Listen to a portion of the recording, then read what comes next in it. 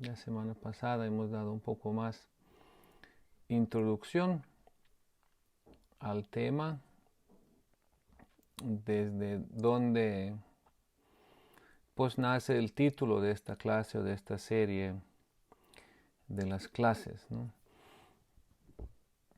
Significa, estamos hablando aquí de una descripción del mundo, de las circunstancias del mundo, del propósito del mundo, cómo fue presentado, cómo es presentado dentro de las escrituras védicas y en particular dentro del Srimad Bhagavatam, que es considerado como el fruto maduro en el árbol del conocimiento védico, ¿no? Significa desde la semilla hasta la planta y de la planta hasta el fruto de la planta, son todas diferentes formas de desarrollo, son diferentes etapas de evolución, ¿no? Y el fruto se considera como el fruto, como el resultado de todo el propósito de una planta, ¿no? Así también, ¿no?, en el contexto del conocimiento, ¿no?, si decimos el fruto maduro en el árbol del conocimiento de los Vedas, también podemos hablar de la evolución, no del conocimiento, sino de la evolución en la revelación del conocimiento. ¿Por qué? Porque el conocimiento, la realidad es eterna, el conocimiento es eterno. Pero en este mundo se puede ver de que hay una evolución en el contexto de la revelación. Significa, a través de los tiempos hay como un seguimiento en desarrollar y revelar de una manera más clara el propósito del conocimiento o el propósito de una revelación como tal. En ese sentido, el propósito de la revelación védica, ¿no?, que empieza con los 4 Vedas generales, eso ya hemos hablado, ¿no? Pero los 4 Vedas dan una indicación muy general y muy escondida al propósito final y último. Por esto los 4 Vedas son resumidas de una manera muy filosófica, apuntando de manera filosófica a la verdad absoluta, porque mientras en los Vedas se habla de todos los diferentes aspectos, ¿no?, de la vida, en general se dice que los Vedas hablan principalmente de los Purusharthas. Purushartha quiere decir las metas principales de la humanidad o para los seres humanos: Dharma, Artha, Kama y Moksha, ¿no? Religiosidad, desarrollo económico, complacencia de los sentidos, de las necesidades de los sentidos, y Moksha, que es la liberación. Entonces ya enseguida, ¿no?, se apunta más al dominio de la trascendencia, ¿no?, a través del Vedanta, y la trascendencia se explica al detalle en el Srimad Bhagavatam. Mientras, ¿no?, se puede decir, por ejemplo, bosque. Bosque es una descripción muy concreta de un fenómeno en la naturaleza. Pero sabemos de que dentro del bosque, si entramos a analizar el bosque, vamos a encontrar muchos diferentes árboles, vamos a encontrar muchas diferentes formas de vida, vamos a encontrar todo un mundo. Así de la misma manera, trascendencia es como una palabra que indica en términos muy generales al dominio de la vida más allá de la existencia material. Pero ¿qué es este dominio? Eso se explica más al detalle, ¿no?, en el Srimad Bhagavatam. Por eso dice, los grandes trascendentalistas, o los videntes, quienes ven, conocen la verdad, describen a esta substancia no dual.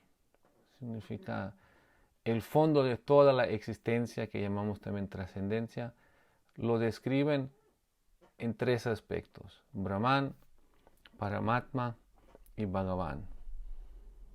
O quiere decir, lo describen como una energía todo penetrante, eterna, espiritual, como una luz.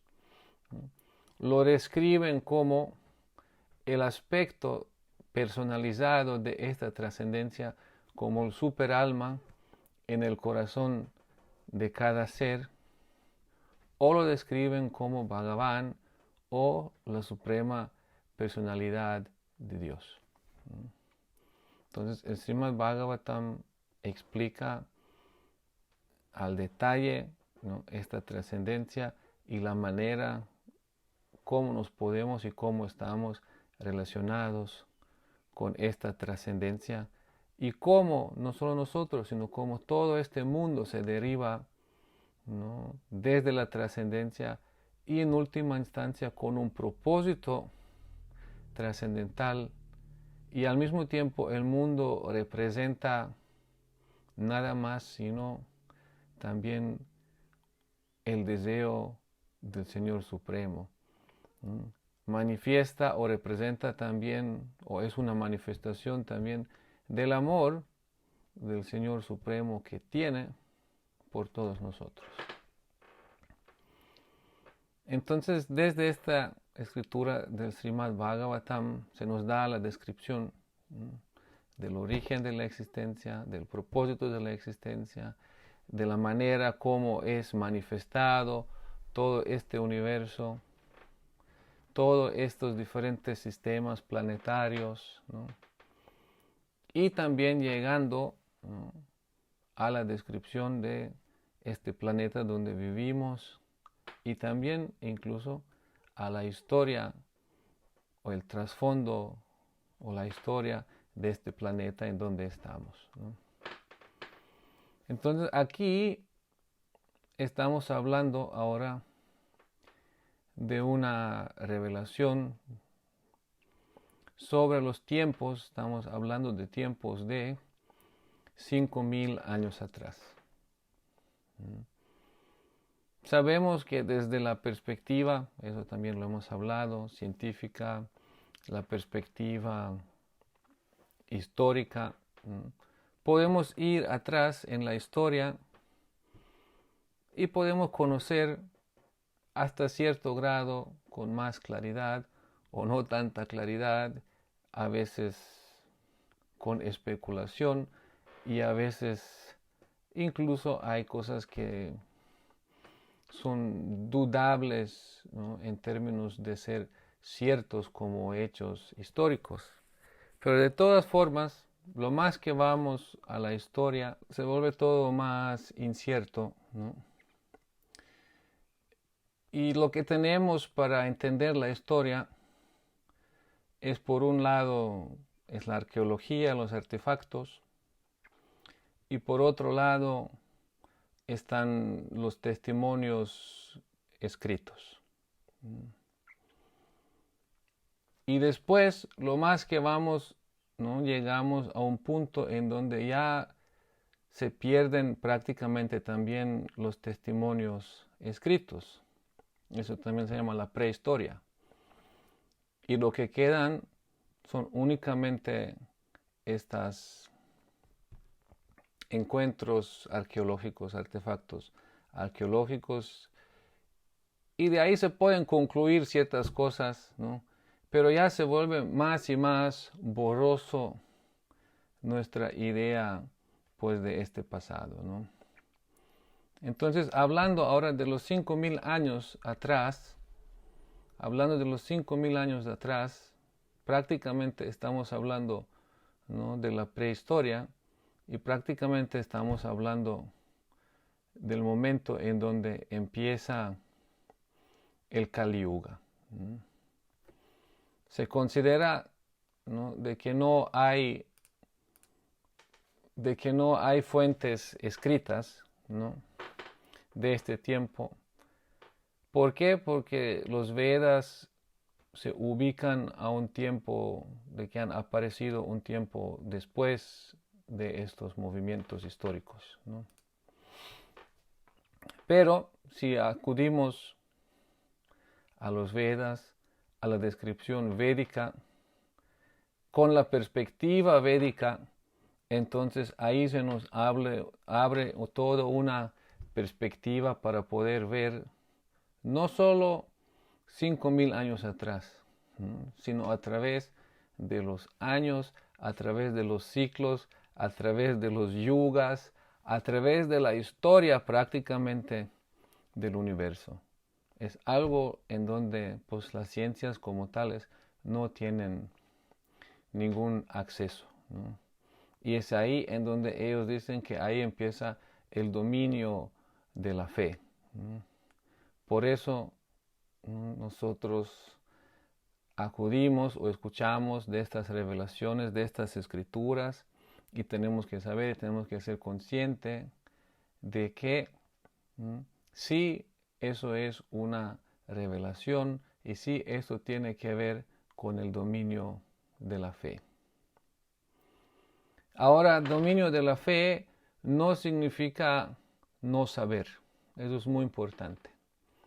Porque muchas veces la gente dice, ¿no?, saber y creer son dos diferentes cosas. No, eso ya lo hemos hablado muchas veces, ¿no? El ejemplo que se da es la madre, ¿no?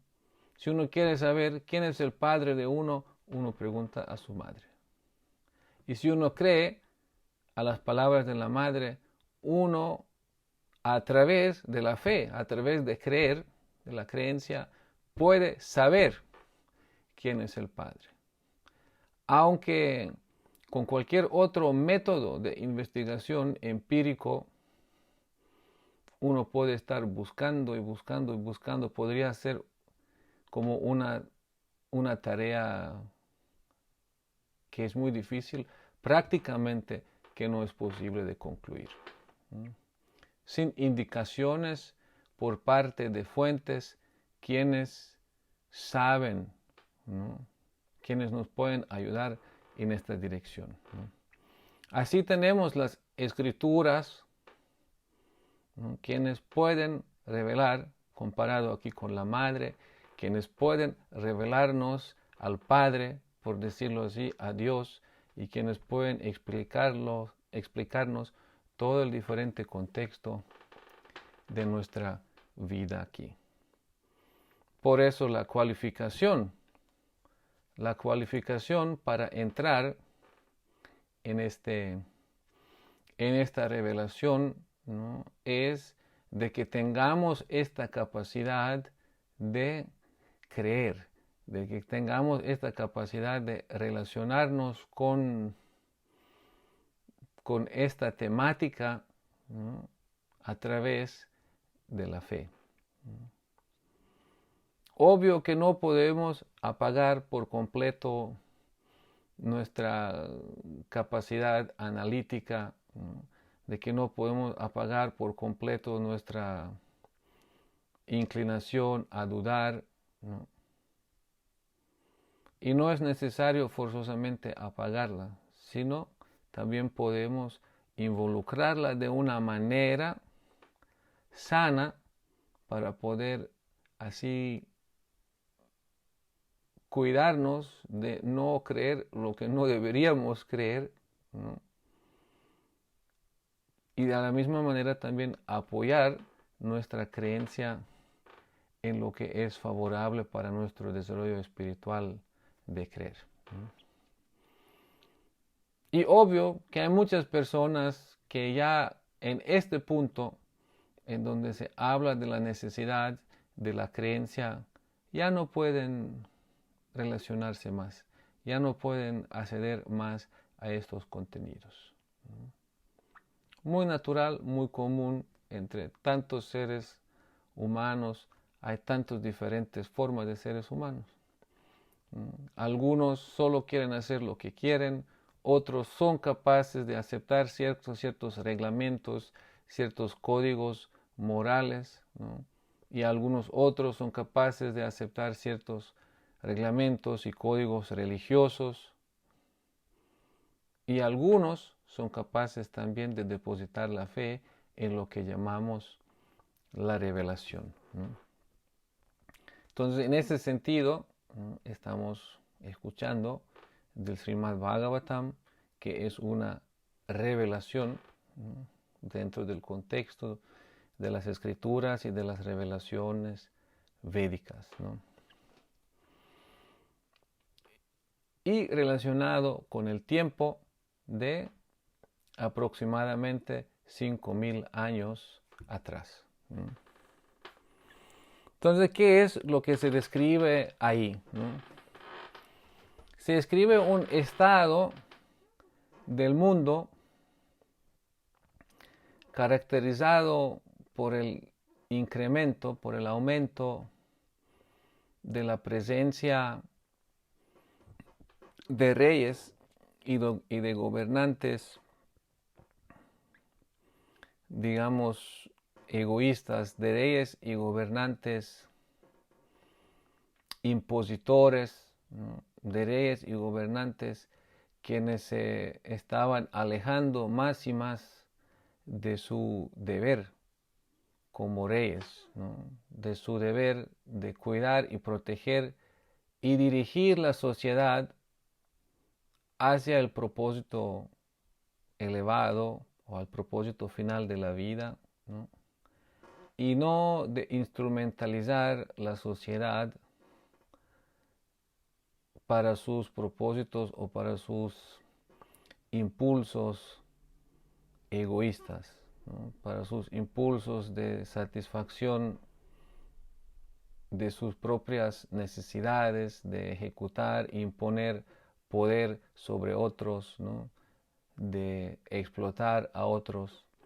Entonces había todo un aumento, por decirlo así, de la irreligiosidad en el mundo, ¿no?, con el propósito de acabar con esta irreligiosidad. Señor Krishna, la Suprema Personalidad de Dios, en el Bhagavad Gita describe que el propósito de su aparición en este mundo es, ¿no?, de proteger los suyos, significa de proteger a aquellos quienes viven de acuerdo con el propósito de la creación y de la existencia, y de exterminar a aquellos quienes no viven con este propósito.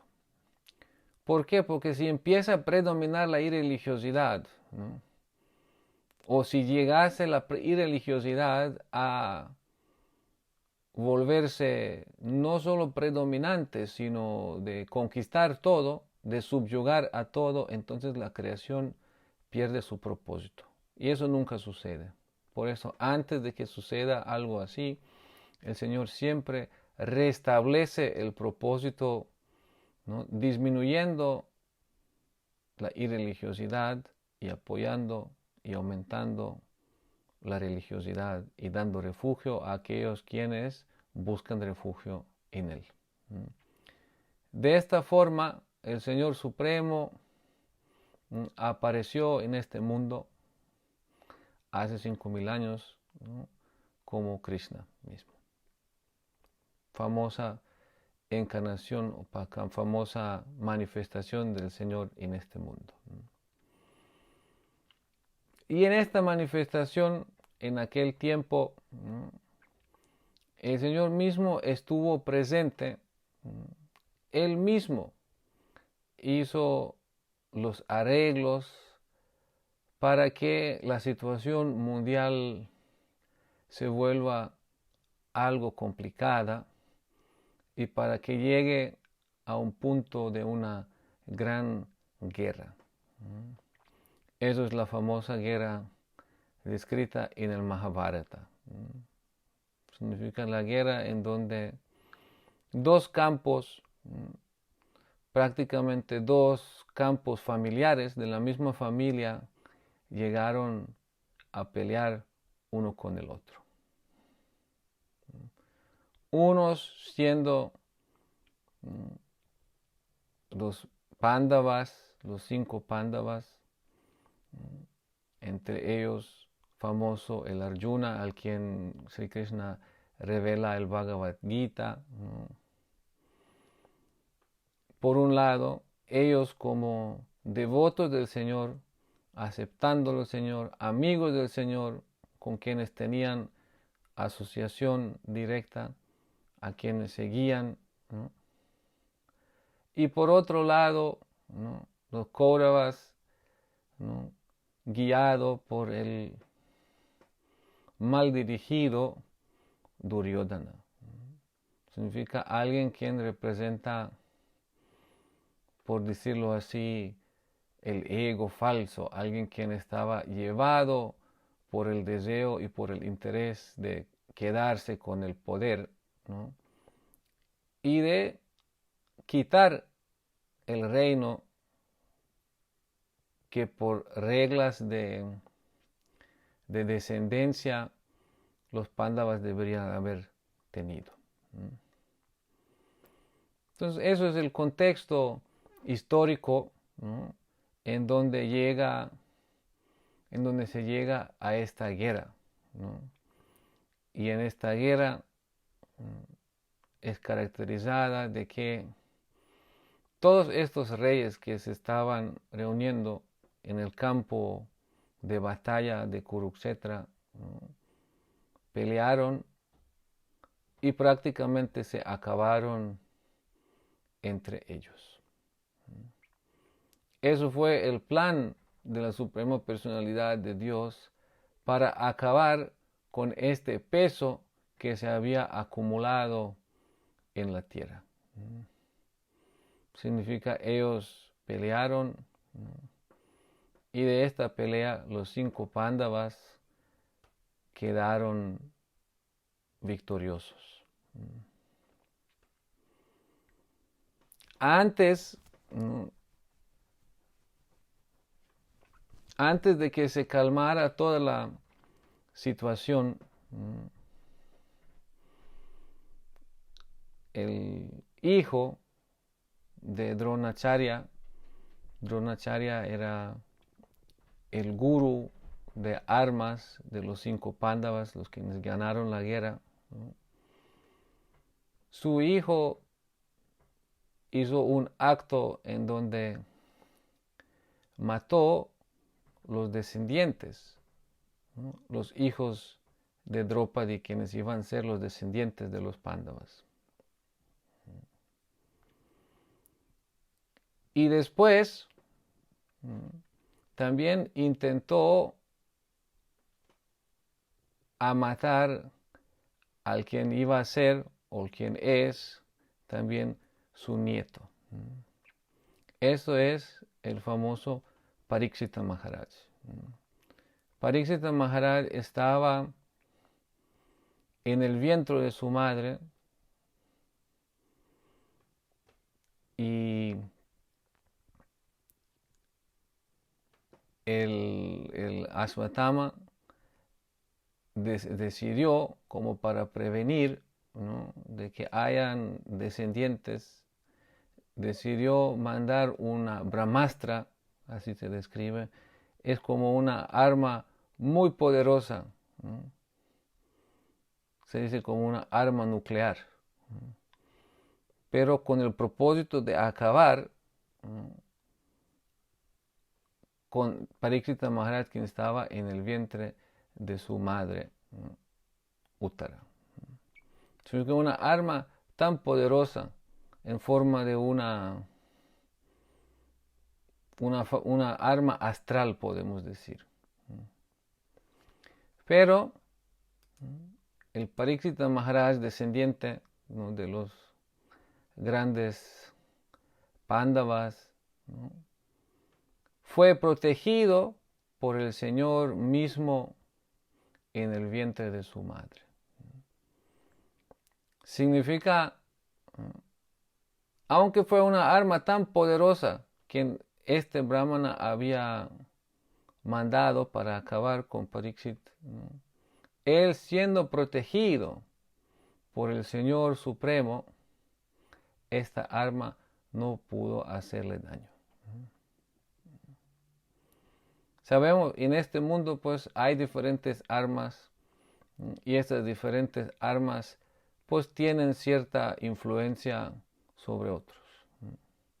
Se dice que las cucarachas son uno de los animales, de las formas de vida que son las más resistentes a tantas diferentes cosas, ¿no?, incluso a armas, ¿no? Dicen hasta a las armas nucleares, ¿no?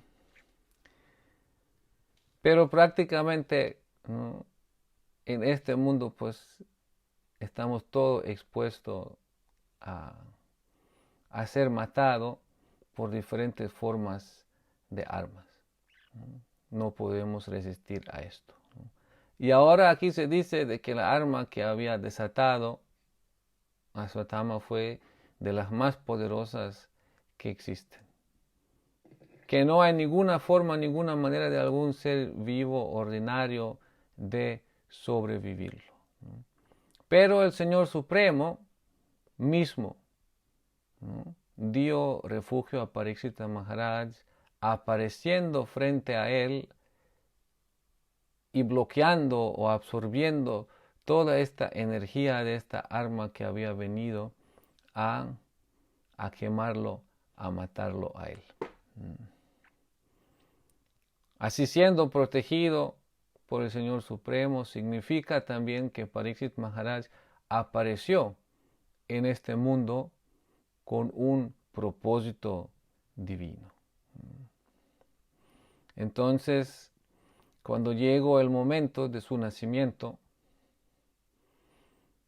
cuando todos los signos astrológicos estaban en una posición muy favorable, ¿no?, entonces es ahí cuando nace Parikshita Maharaj en este mundo.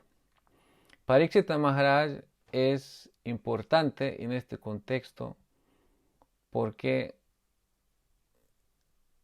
su vida, lo que va a suceder en su vida, ¿no?, es la razón por la cual fue otra vez hablado el Srimad Bhagavatam. Este mismo Srimad Bhagavatam fue hablado anteriormente, ¿no?, desde el comienzo del universo fue revelado por el Señor Supremo al Señor Brahma, quien es el Creador.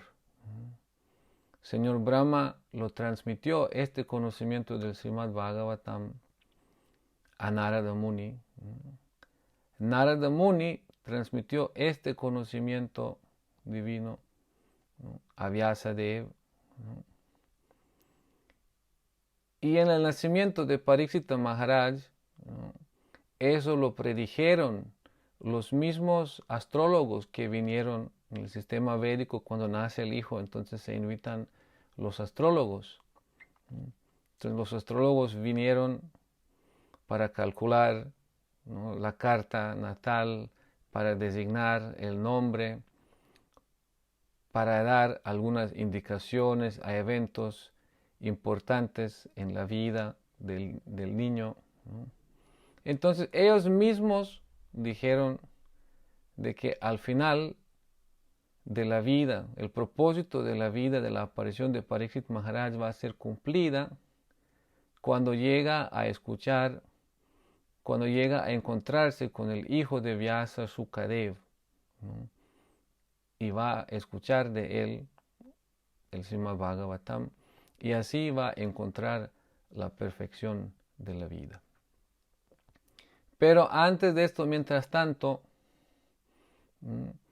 ellos dieron una descripción de la vida y del carácter, de las cualidades de Parikshita Maharaj.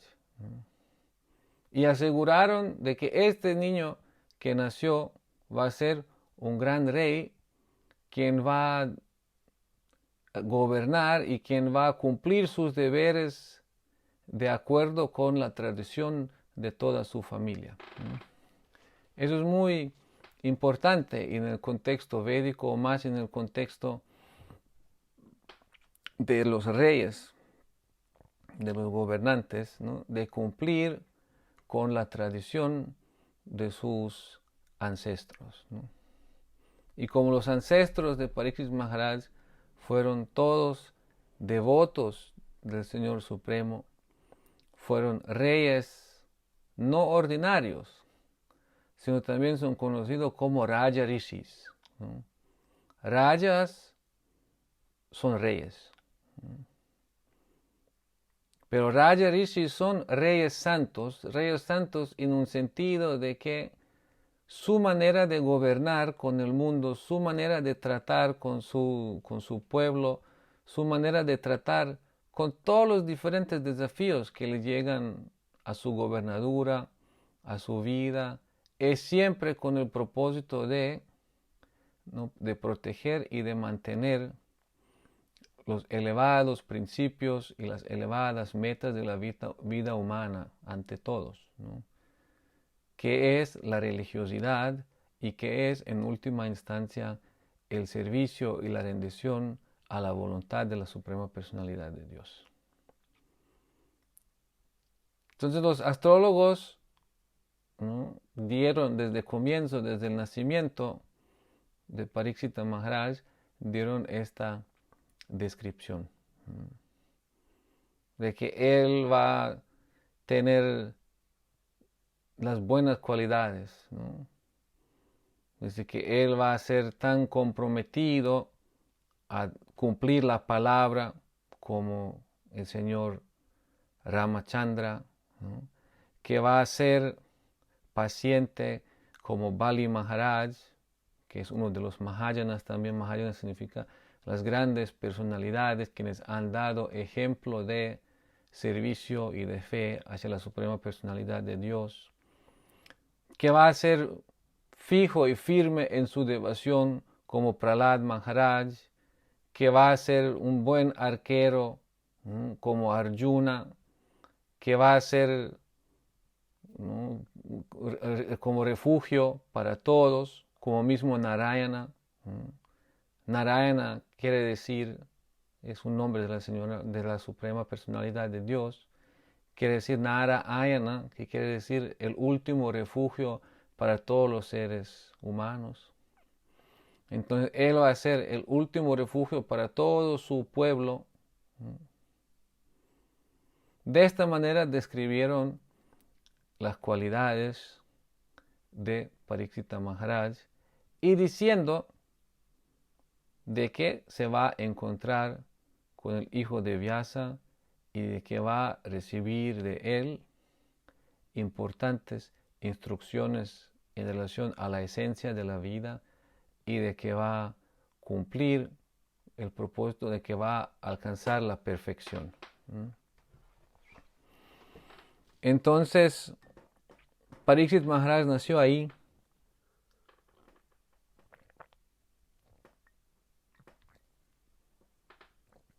En este ambiente.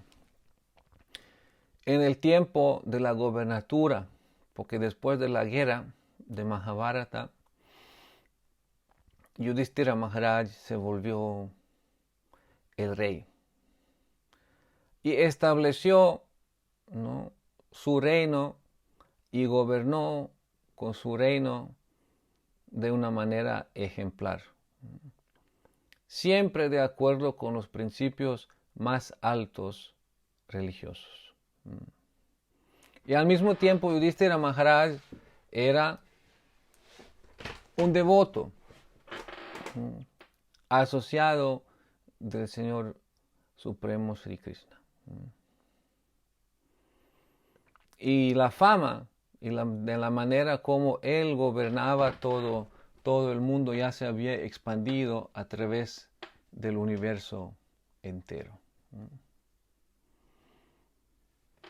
Entonces, en este tiempo, nace Pariksit Maharaj en esta familia y crece, y en el Srimad Bhagavatam también eso se explica, en un entorno muy, muy favorable, en una constelación incluso familiar muy favorable. Eso es algo que sí tiene que ver mucho con nosotros y si queremos entender un poco la situación en el mundo y si queremos entender por sí la razón por la continua degradación de la sociedad, ¿no? Entonces hoy día en la psicología hay algo lo que llaman las constelaciones familiares y cómo esto también tiene efecto a cierto tipo al desarrollo del individuo y cómo constelaciones no favorables pueden perjudicar el desarrollo del individuo, ¿no? Entonces, imagínense ahí, ¿no? Nacido en un ambiente favorable, auspicioso, religioso, ¿no? Aunque de estas circunstancias tan desfavorables que parecían ser, ¿no? Pero protegido por el mismo Señor Supremo, ¿no? Entonces todo se volvió auspicioso, ¿no? Entonces él crece en este ambiente, ¿no? Y se desarrolla en una persona religiosa, cuerda, ¿no? Entregada al Señor Supremo y al propósito espiritual de la vida, ¿no? De hecho, su nombre que recibe Pariksit, ¿no? Es significativo, que significa el examinador. Y se dice que esto se refiere a de que él a cualquier persona que encontraba, cualquier persona que veía, él siempre trataba de ver y reconocer si esta es la persona la que él había visto en el vientre cuando fue protegido, significa el Señor Supremo. Entonces él con su vista mirando hacia afuera siempre estaba en búsqueda, ¿no? de la Suprema Personalidad de Dios. Por donde veía, ¿no? Él buscaba al Señor Supremo. Significa él estaba absorto por completo en conciencia de Krishna, en conciencia de Dios. Eso es este Parikshita Maharaj.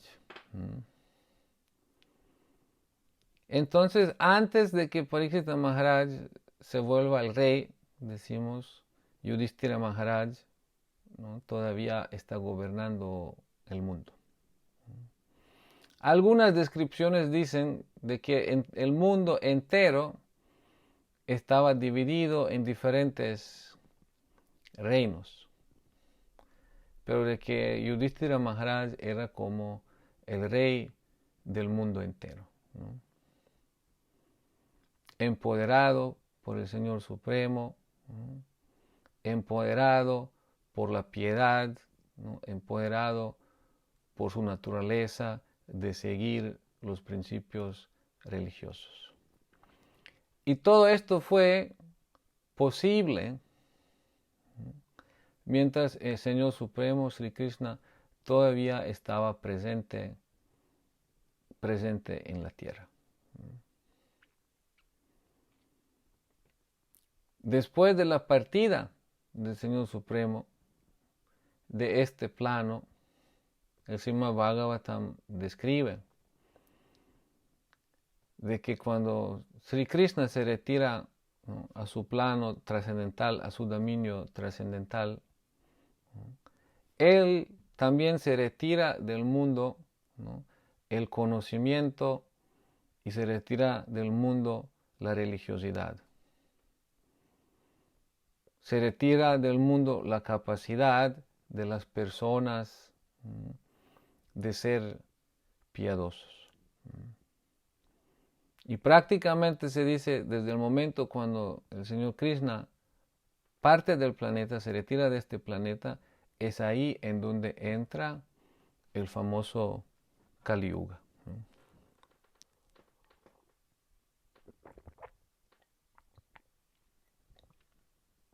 Entonces el Señor Supremo, el propósito de toda la existencia está en el planeta. Los Pándavas, Yudhishthira Maharaj, sus más cercanos, amigos, familiares, compañeros, devotos, está gobernando el planeta entero. Y el Señor Supremo se retira ahora del mundo. Y el conocimiento y la religiosidad, ¿no?, también desaparece. Cuando se retira el conocimiento, cuando se retira la religiosidad,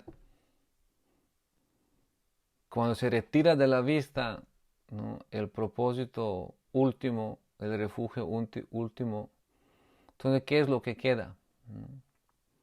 Como cuando se retira la luz de un cuarto, se apaga la luz, lo que queda es la oscuridad.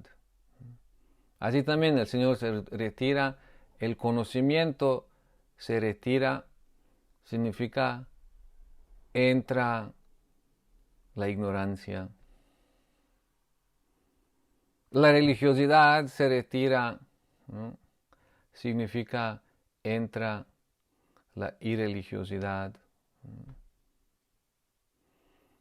Y la ignorancia y la irreligiosidad se empiezan a volver, ¿no?, poco a poco más y más prominente. Pero se dice que la ignorancia y la oscuridad, la ignorancia y la irreligiosidad no tienen poder sobre aquellos quienes están refugiados en el Señor Supremo.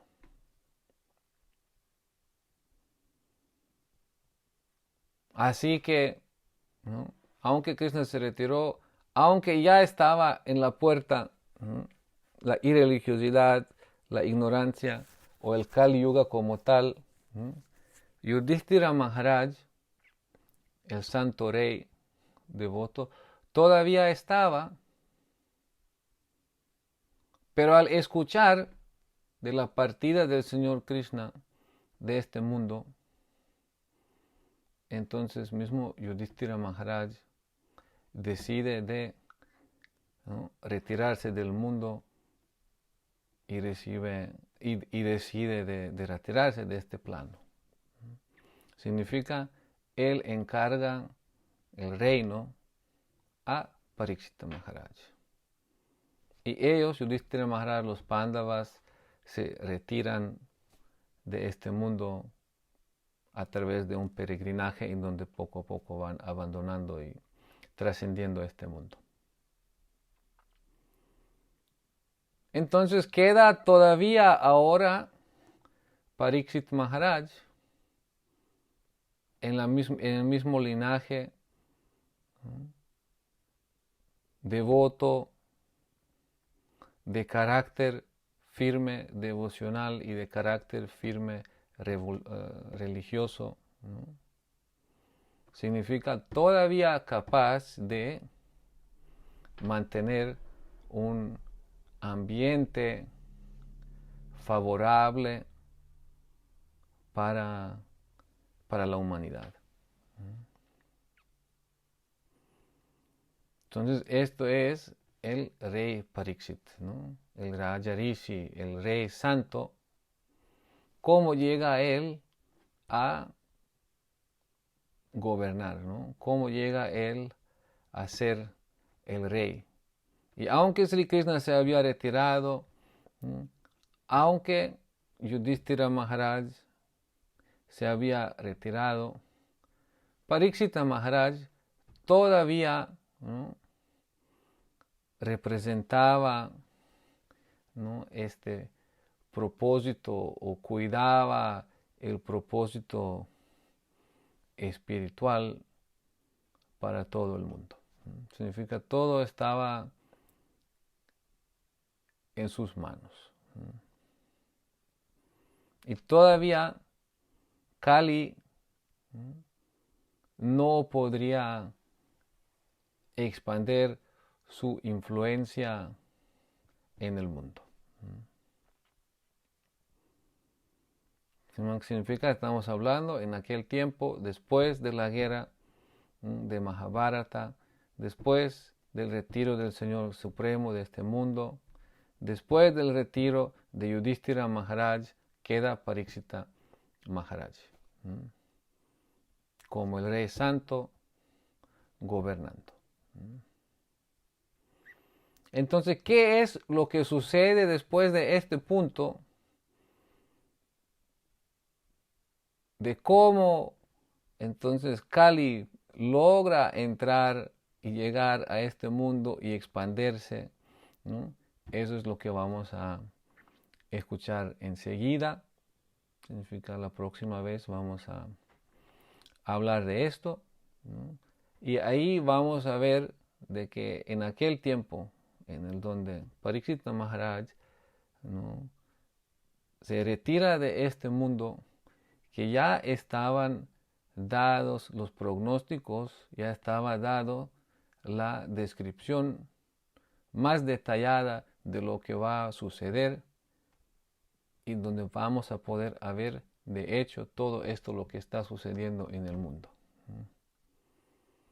Y donde vamos a poder entender la naturaleza y las razones, las causas de todo esto, lo que hoy día vemos en el mundo y lo que podemos, si tenemos un corazón, digamos, de un creyente, podemos percibir como algo en contra del propósito espiritual, algo en contra del propósito de la existencia, de la creación como tal.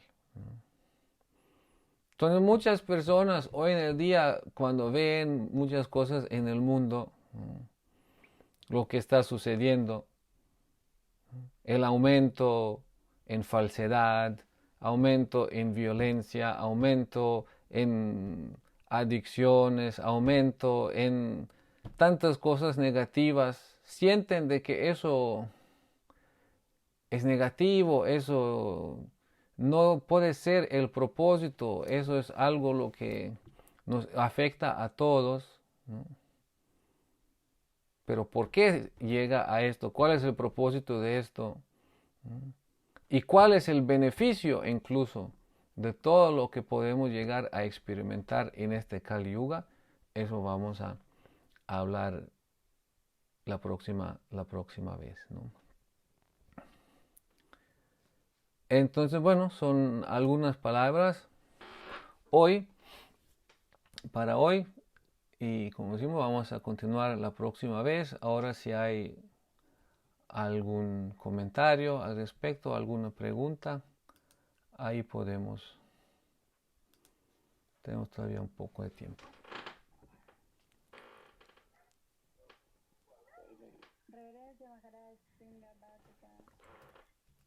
Una preguntita. Sí. Entonces se puede decir que esa batalla de Kurukshetra también puede ser interna y puede ser reflejada hoy en día también.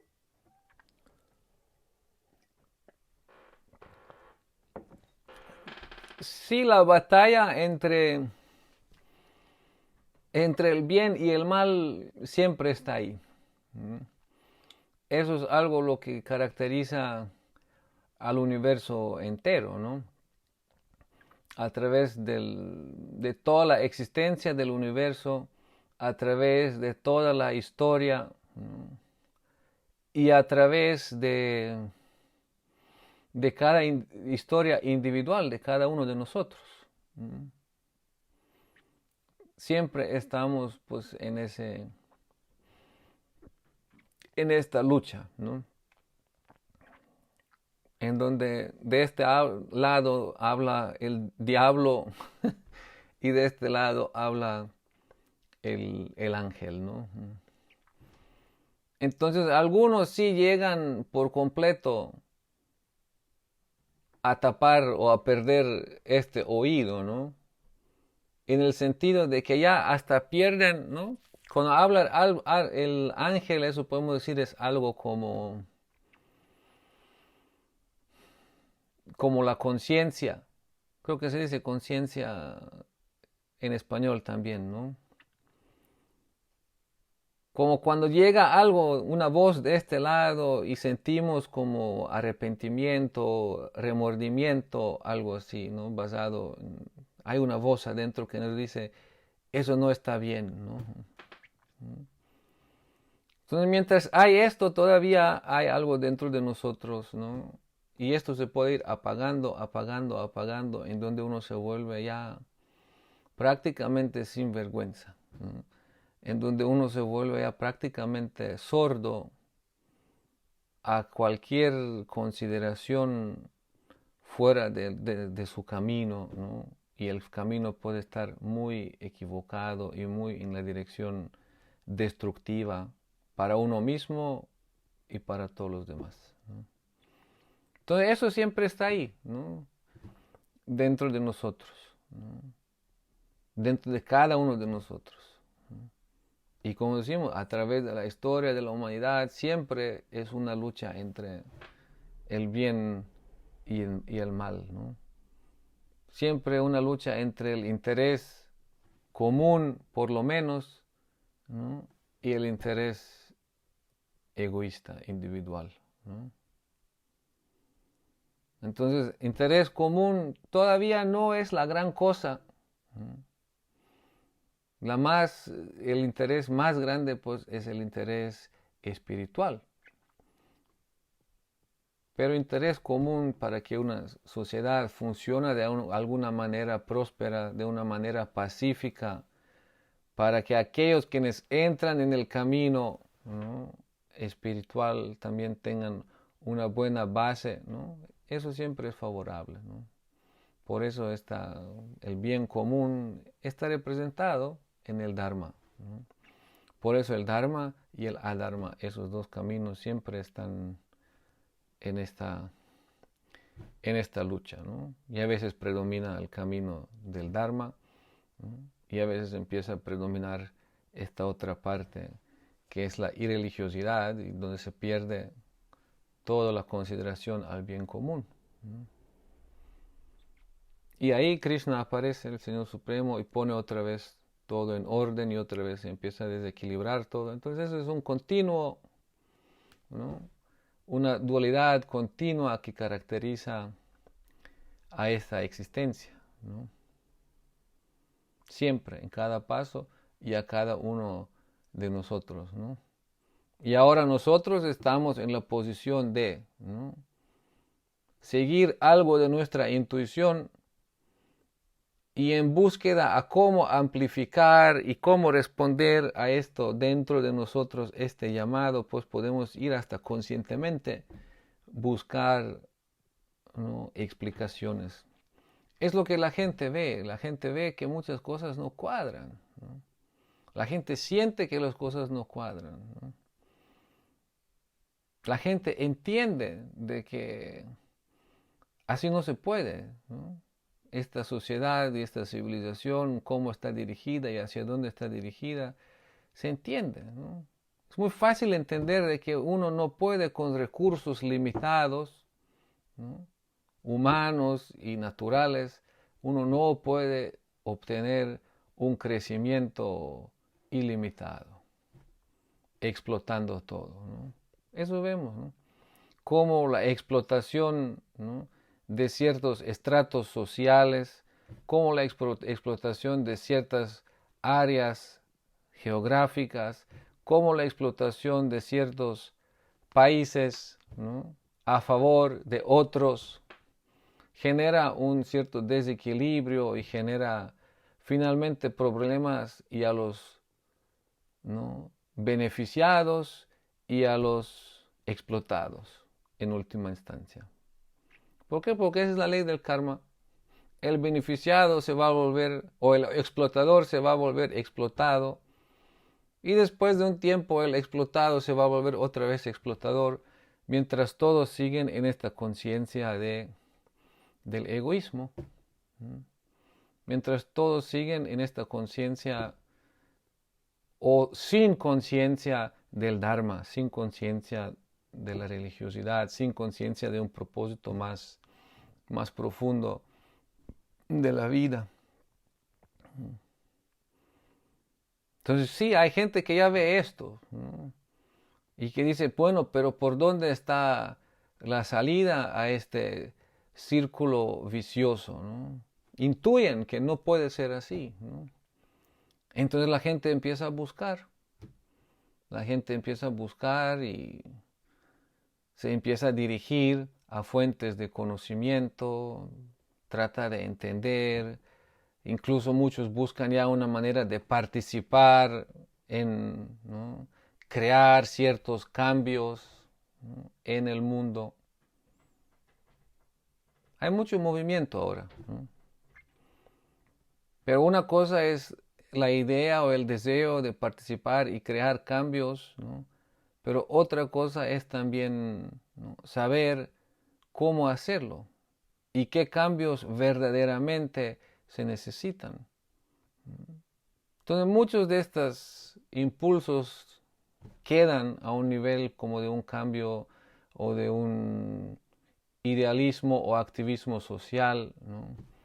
Algunos otros entran en el campo político, ¿no? Y sí, hay evidentemente cambios que se reflejan en todas estas esferas, y sociales y políticas, ¿no? Algunos entran en el campo de ciencias y nuevas ciencias, nuevos descubrimientos, ¿no? La, los cuánticos, por ejemplo, ¿no?, que ya hablan de una nueva ciencia, desde donde uno tiene que poner en cuestión todo lo que la ciencia hasta ahora ha dicho y cómo lo ha dicho y explicado, ¿no? Son todas diferentes intenciones y todos diferentes intentos, ¿no?, de encontrar la solución a los problemas de la vida, ¿no? Pero es inevitable llegar también al tema de la religión, de la religiosidad, ¿no? En el mundo no va a cambiar nada si no se resuelve el tema del Dharma, si no se resuelve el tema de la religiosidad, ¿no? Pero eso también se va a ir resolviendo, ¿no?, por el bien del mundo en estos cambios que estamos viendo, que ya están pasando de cierta manera, ¿no? Pero aún más allá de todo esto, lo más importante es para cada individuo encontrar su propia relación, ¿no?, con el origen, su propia relación con Dios mismo, ¿no? Y este proceso espiritual del individuo se puede encender en la vida de cualquiera, en cualquier momento, en cualquier circunstancia. Obvio, cualquier momento, en cualquier circunstancia puede ser un proceso más doloroso, un proceso más difícil, en donde uno va a requerir más ayuda por el grado del condicionamiento y por el grado de carga karmática que uno trae. Pero el proceso espiritual, de búsqueda espiritual, es independiente de cualquier tipo de diferentes circunstancias. Pero sí, como las circunstancias también pueden cambiar a lo favorable, pues eso también favorece el proceso espiritual de cierta manera, ¿no? Entonces sí, eso es el proceso frente a nosotros, ¿no?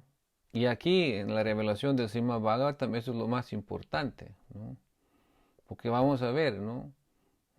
No se trata, incluso a fin de cuentas, ¿no?, ni siquiera de cambiar el mundo, ¿no?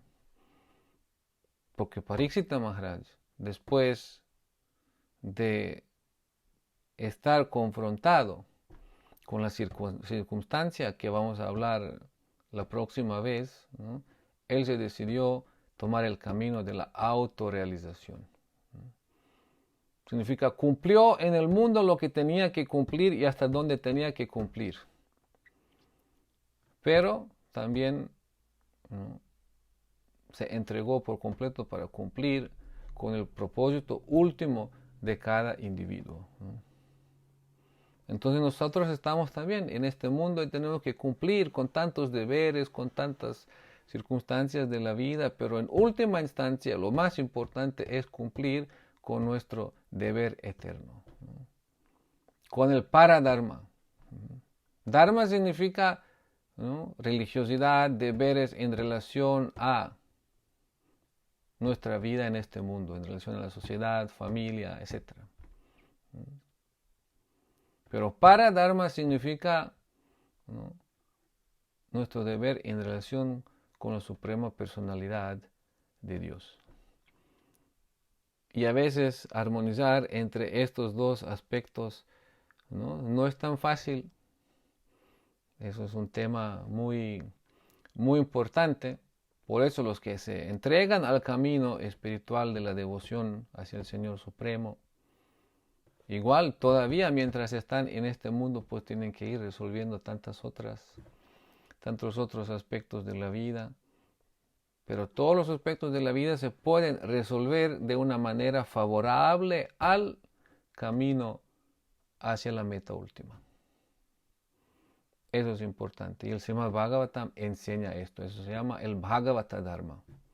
Bhagavata Dharma quiere decir de que uno viviendo en este mundo puede vivir de tal manera, ¿no?, de que todo se desenvuelve de manera favorable para con su propósito final, que es la entrega a la voluntad de la Suprema Personalidad de Dios, ¿no?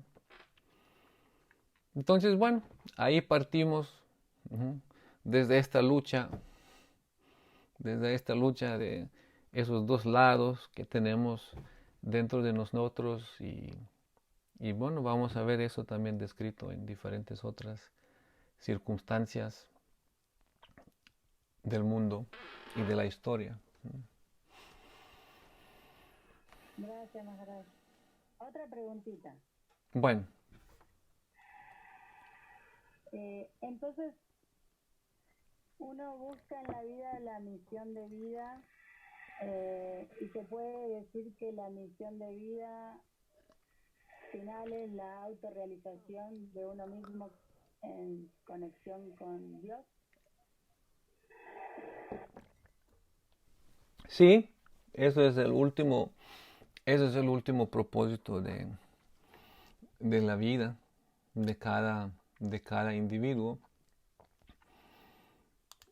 de reconocerse a sí mismo y de realizarse a sí mismo como eterno sirviente de Dios,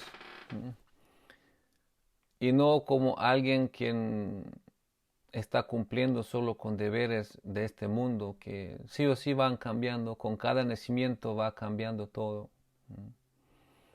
Así a través de diferentes nacimientos podemos estar elevándonos en diferentes formas de vida más elevadas y después podemos estar degradándonos.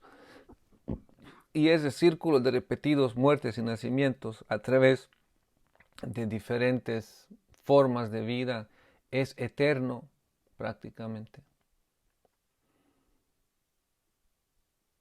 Entonces, para solucionar el problema del condicionamiento material como tal, tenemos que tomar refugio en la meta última, ¿no?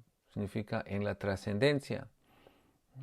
Significa para nosotros en el camino de la devoción, del Bhakti Yoga, en los pies del loto del Señor Supremo. Y eso no es fácil. El Bhagavad Gita lo muestra. Arjuna estaba ahí antes de que empezara la guerra, la batalla, y estaba ahí con Krishna en su carroza, y Krishna instruyéndolo de que la guerra está y de que va a pelear en la guerra. Y por otro lado, él enfrentado ahí con todos sus familiares, con todos los diferentes compromisos, con todos los diferentes apegos. Entonces es esto, ¿no? Significa cuando nos comprometemos incluso con la meta última, entonces vamos a ver de que todos los compromisos y todos los apegos en este mundo se vuelven prácticamente un obstáculo. Pero ahora, ¿cómo solucionar esto? ¿Cómo transformar estos apegos y cómo transformar estos obstáculos de tal manera de no ser obstáculos, de no parar nuestro camino espiritual? Pues eso es todo un tema de, de este proceso. Pero bueno, de esto vamos a hablar más la próxima o las próximas veces. Ahora estamos pues aquí para eso de dar la descripción y la explicación sobre el Kali Yuga y cómo el Kali Yuga llega y cómo se manifiesta y cuáles son los beneficios incluso de este Kali Yuga.